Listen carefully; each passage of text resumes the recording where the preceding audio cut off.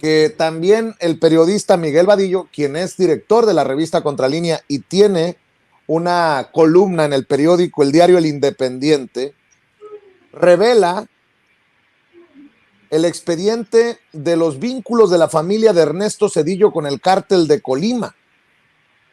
Revela que transcurría el gobierno del priista Ernesto Zedillo y a la par florecía un grupo criminal en Colima, la tierra de la familia de la entonces primera dama Nilda Patricia Velasco, y se trataba del cártel de los Reyes de las Metanfetaminas, conocido como el cártel de Colima, dirigido por los hermanos Amezcua Contreras, algo que ya aquí en Sin Censura había denunciado César Gutiérrez Priego, el abogado César Gutiérrez Priego, porque tiene conocimiento de los expedientes y de la información que se manejaba desde los tiempos de su padre, como uno de los militares más importantes de México. Así que, mi querido Jaime, esto de Carlos Salinas, de la nacionalidad española, que ahora tiene también a España como un destino para gastarse su riqueza, pues me lleva a decirlo abiertamente que no comparto con el presidente, pero al final es mi opinión, ¿no? Es mi opinión, pero a mí me gusta ser transparente con la audiencia. A mí no me parece que el pueblo ya los juzgó, no.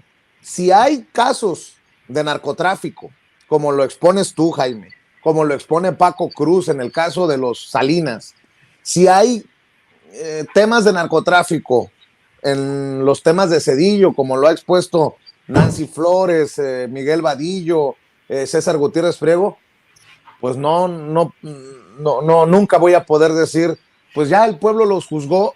Mi opinión es que muchos seguimos queriendo que la justicia los alcance. Pero bueno, mi querido Jaime, escucho también tus opiniones, tus comentarios. Bueno, yo coincido contigo, porque yo creo que no hay que olvidar, querido Vicente, que uno de los factores, quizá el principal, que auparon al poder a Andrés Manuel López Obrador en las elecciones del 18 fue precisamente esa sed de justicia y de rendición de cuentas de una inmensa mayoría de mexicanos. No todo el mundo estaba de acuerdo con esta suerte de ley no escrita, que de alguna manera emulaba la ley de punto final que se impuso en Sudamérica, en países como Argentina o Chile, para soltar lastre y dejar atrás los crímenes del pasado. Pero, ¿sabes? En el caso de México, ha sido tan patente, tan grosera la actuación de estos expresidentes, porque además no se han quedado callados.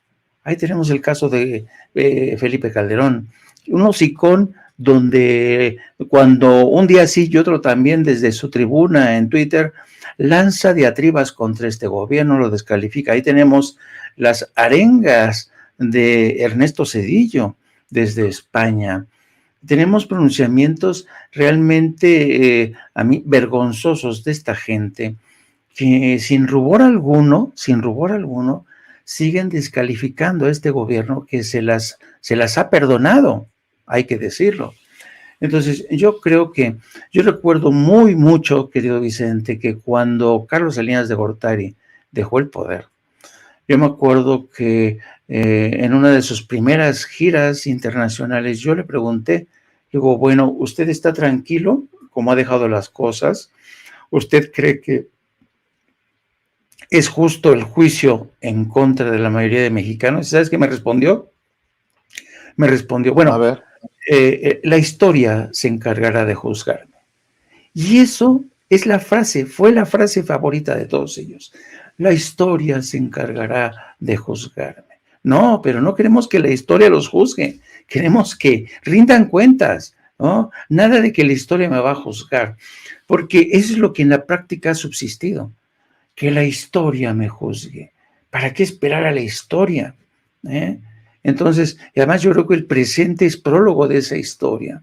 Mucha gente, a mí me consta cómo el robo de todos ellos, cómo el despojar de bienes, de riqueza a instituciones, supuso el empobrecimiento de miles de mexicanos que fueron arrojados a ese ejército de pobres, ¿no?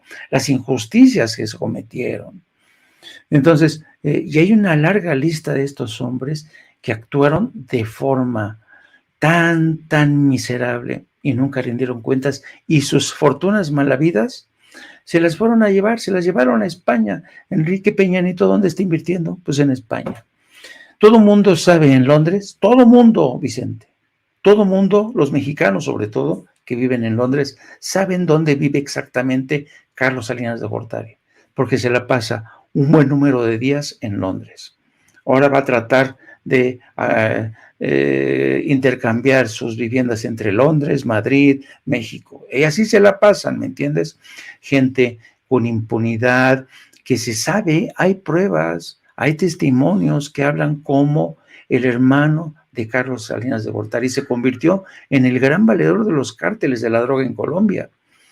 Raúl Salinas de Gortari fue el que permitió que el ejército mexicano se convirtiera en cómplice del crimen de la droga en Colombia, porque les daba instrucciones para que el ejército mexicano dejara aterrizar aeronaves que venían procedentes de Colombia. Y en muchos sentidos, España se ha convertido en refugio seguro de estos expresidentes, lo mismo que Israel, porque aquí hay otra veta importante de información. El reporte del New York Times dando a conocer una grabación que estoy casi seguro que se la aportó la abogada de Tomás Herón, en Israel se ha convertido también en refugio seguro de criminales. La abogada que representa al señor Cerón, Tomás Herón, es la misma abogada que tiene Andrés Remer. Es una abogada especializada en limpiar el historial criminal de sus clientes para garantizarles la ciudadanía, y una vez obtenida la ciudadanía israelí, es complicadísimo que los puedan extraditar. Entonces, aquí vemos cómo gobiernos como el de España, de Israel, y aquí, insisto, yo no estoy criticando la adopción de otra nacionalidad, de otro pasaporte, no. De lo que estoy hablando aquí es de cómo funcionarios corruptos se han aprovechado de las leyes, de la generosidad de algunas leyes en Israel y en España para adoptar una segunda nacionalidad y para así blindarse contra peticiones de extradición. Así es que yo creo que eso de que la historia les juzgará, no.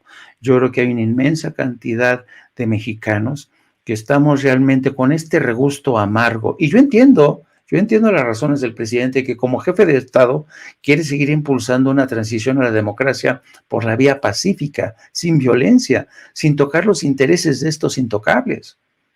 Pero eso no es óbice para que nosotros señalemos a los ladrones, les digamos con todas sus palabras que son unos criminales. Felipe Calderón, Ernesto Zedillo, Carlos Salinas de Gortari, todos ellos son criminales, hay muertos. Todos ellos pisaron cadáveres de ciudadanos, violaron derechos, robaron a México. Entonces, yo creo, Vicente, que esto, y créemelo, esto no es demagogia. Yo creo que a mí no me gusta la demagogia, pero lo que yo sí detecto, querido Vicente, es que hay una sed de justicia en este país. Y ojalá que yo entiendo el dilema, insisto, entiendo el dilema del presidente, pero eso no va a negar que existimos muchos que tenemos todavía sed de justicia a 4 años de su mandato. Así es, y creo que no ofendemos a nadie, ni vamos en contrasentido del proceso de transformación, ni siquiera es un intento de golpeteo, es simple y sencillamente expresar lo que se piensa, lo que se siente en torno a que es un tema fundamental para los de abajo, para nosotros. Mi querido Jaime, ¿por qué no cerramos invitando a la gente para que se sume